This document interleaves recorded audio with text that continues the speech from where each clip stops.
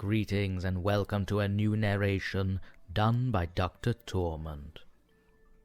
The following story may or may not prove rather sensitive to some listeners. Discretion is advised, and consider this your one and only warning. Now, with that out of the way, let us proceed. About 5 years ago, I lived downtown in a major city in the US. I've always been a night person, so I would often find myself rather bored after my roommate, who was decidedly not a night person, went to sleep. To pass the time, I used to go for long walks and spend the time thinking. I spent 4 years like that, walking alone at night, and never once had a reason to feel afraid. I always used to joke with my roommate that even the drug dealers in the city were polite. But all of that changed in just a few minutes of one particular evening. It was a Wednesday, somewhere between 1 and 2 in the morning, and I was walking near a police-patrolled park quite a ways from my apartment. It was a quiet night, even for a weeknight, with very little traffic and almost no one on foot. The park, as it was most nights, was completely empty. I turned down a short side street in order to loop back to my apartment when I first noticed him. At the far end of the street on my side was the silhouette of a man dancing. It was a strange dance, similar to a waltz, but finishing each box with an odd forward stride.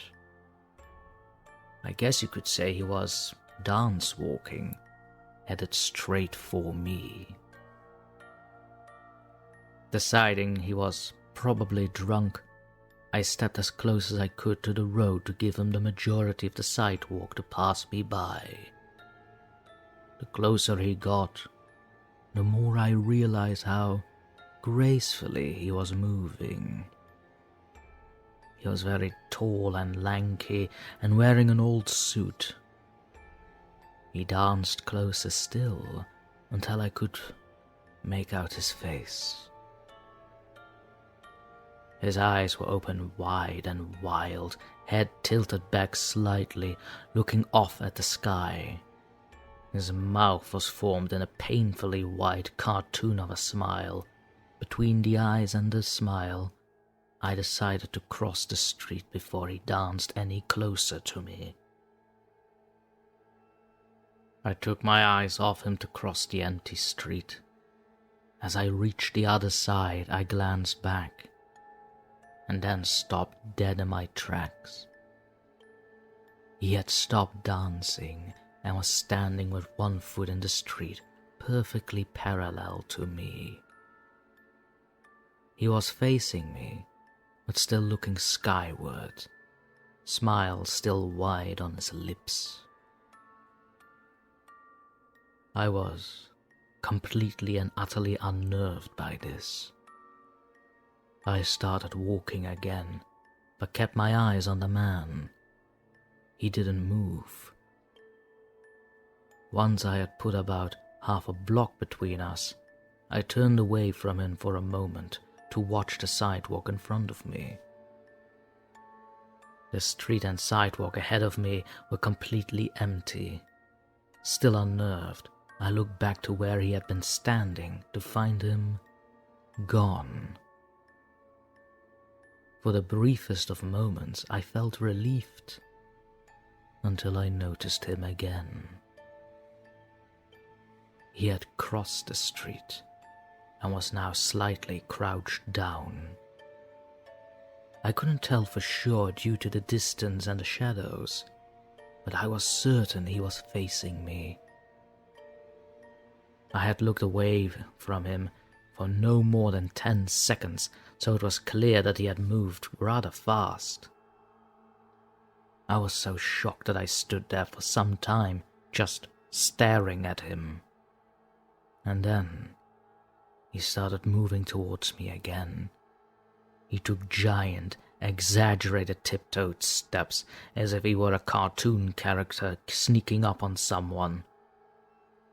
Except he was moving very, very quickly. I'd like to say that at this point I ran away or pulled out my pepper spray or my cell phone or anything at all. But I didn't.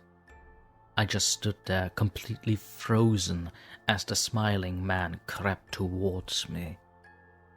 And then he stopped again, about a car length away from me, still smiling his smile, still looking to the sky. When I finally found my voice, I blurted out the first thing that came to mind. What I meant to ask was, "What the hell do you want?" in an angry, commanding tone. What came out was more of a whimper. What the heck? Regardless of whether or not humans can smell fear, they can certainly hear it. I heard it in my own voice, and that only made me more afraid. But he didn't react to it at all. He just stood there, smiling. And then, after what felt like forever, he turned around, very slowly, and started dance walking away, just like that. Not wanting to turn my back to him again, I just watched him go until he was far enough away to be almost out of my sight. And then I realized something. He wasn't moving away anymore, nor was he dancing. I watched in horror as the distant shape of him grew larger and larger. He was coming back my way, and this time he was running. I ran too. I ran until I was off the side of the road and back onto the better lit road with a sparse traffic. Looking behind me, he was nowhere to be found. The rest of the way home, I kept glancing over my shoulder, always expecting to see a stupid smile. But he was never there. I lived in that city for 6 months after that night, and I never went out for another walk. There was something about his face that always haunted me. He didn't look drunk, he didn't look high. He looked completely and utterly insane. And that is a very, very scary thing to see. And so we've come to the end of our session. I would like to take a moment here to thank all you listeners who have joined us in this session. I would also like to go ahead and invite everyone attending to go ahead and check the link found in the description below. It is the source of this particular story and the original creator, so do give them a special thanks and do let them know who it was that sent you their way. Your support means a lot, and I cannot stress this enough, so please consider liking, commenting, and even subscribing to the channel. Then lastly, for those who are willing, consider having a look at our Patreon page and keep up to date with our latest narrations and some other opportunities. This was DrTorment bidding you adieu, and remember, don't fall asleep ever.